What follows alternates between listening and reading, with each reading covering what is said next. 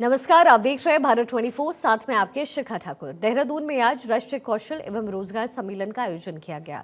इस कार्यक्रम की शुरुआत मुख्यमंत्री पुष्कर सिंह धामी ने की। वहीं कौशल विकास मंत्री सौरभ बहुगुणा भी इस कार्यक्रम का हिस्सा रहे।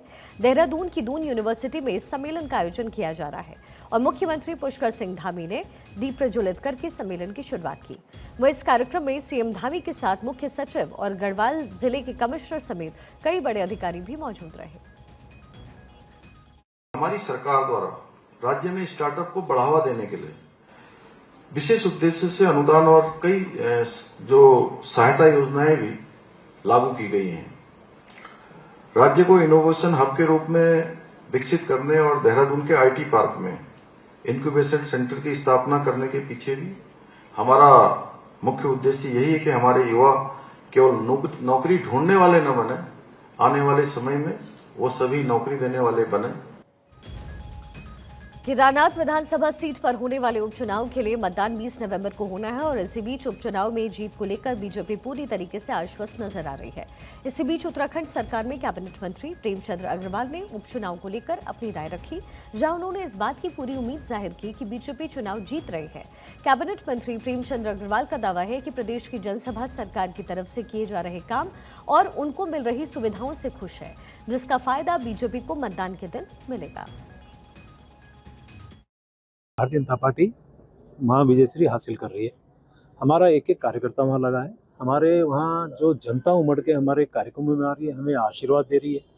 जिस प्रकार से देश की माननीय हमारे प्रधानमंत्री जी ने हमारे लिए बहुत से काम किए हैं, पूरे उत्तराखंड के लिए, केदारनाथ के लिए, विशेष रूप से केदारनाथ जी के लिए आज वहाँ केदार पूरी डेवलप किए हैं। तो मैं एक ही बात कह सकता हूँ कि बड़े अंतर से हम लोग वहाँ जीत के आ रहे हैं और एक ये भ्रम जो जनता के बीच में हमारे कुछ विपक्षी साथी फैला रहे हैं, उसके लिए भी जनता उनको मुंह तोड़ जवाब देगी। उत्तराखंड के केदारनाथ विधानसभा उपचुनाव के लिए कल वोटिंग होनी है और इसके लिए 173 बूथों में से 166 बूथों पर पोलिंग पार्टियां पहुंच चुकी हैं। आपको बता दें, दूर जाने वाली 7 पार्टियों को सोमवार को ही रवाना कर दिया गया।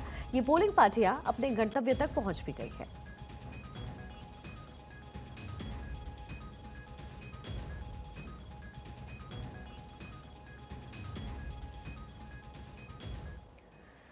संघ प्रमुख मोहन भागवत ने उत्तराखंड के पिथौरागढ़ में विद्या भारती के नवनिर्मित विद्यालय भवन का उद्घाटन किया और इस दौरान कार्यक्रम में महाराष्ट्र के पूर्व राज्यपाल भगत सिंह कोश्यारी भी मौजूद रहे। आपको बता दें, ये स्कूल रिलायंस फाउंडेशन के सहयोग से बनाया गया है।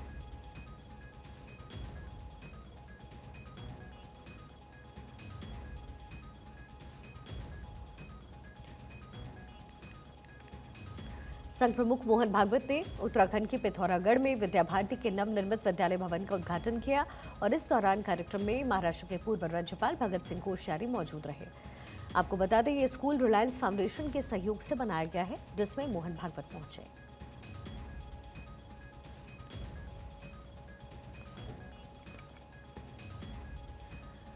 17 नवंबर को श्री बद्रीनाथ धाम के कपाट बंद होने के बाद आज योग बद्री मंदिर पांडुकेश्वर में कुबेर और उद्धव को विराजमान किया गया। वहीं इसके बाद जगत गुरु शंकराचार्य जी की गद्दी बद्रीनाथ धाम के मुख्य पुजारी के साथ गरुड़ जी की मूर्ति स्थल पहुंची, जहां पर ज्योतिर्मठ के नृसिंह मंदिर में बद्र विशाल की यात्रा का समापन हुआ।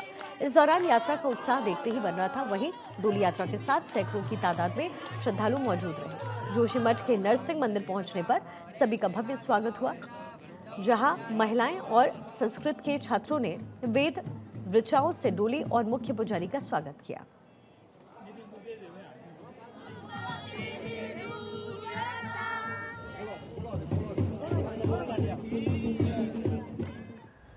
मसूरी में होने वाले विंटर लाइन कार्निवल की तैयारियां तेज हो गई हैं। इसी बीच आज उप जिला अधिकारी कार्यालय में विंटर लाइन कार्निवल को लेकर के बैठक हुई और इस बैठक की अध्यक्षता उप जिला अधिकारी ने की है, जिसमें होटल एसोसिएशन, नगरपालिका, पर्यटन विभाग, मसूरी ट्रेडर्स एसोसिएशन के पदाधिकारियों ने हिस्सा लिया।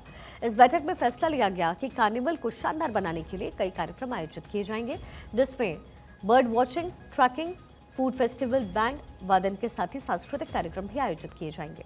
दिसंबर के आखिरी हफ्ते में ये कार्यक्रम आयोजित किए जाने हैं, जिसको लेकर के उप जिलाधिकारी ने अधिकारियों को सभी तैयारियां पूरा करने के आदेश दिए। वहीं उप जिलाधिकारी अनामिका सिंह ने बताया कि विंटर लाइन कार्निवल के तहत शहर को सजाया जाना है और कार्यक्रम में स्थानीय कलाकारों के साथ ही कई कलाकार हिस्सा लेंगे। इसके लिए रूपरेखा बनाई जा रही है। प्रशासन का कहना है कि दिसंबर महीने में बड़ी तादाद में पर्यटक आते हैं, ऐसे में ये कार्यक्रम पर्यटकों को आकर्षित करने में अपनी भूमिका निभाएगा।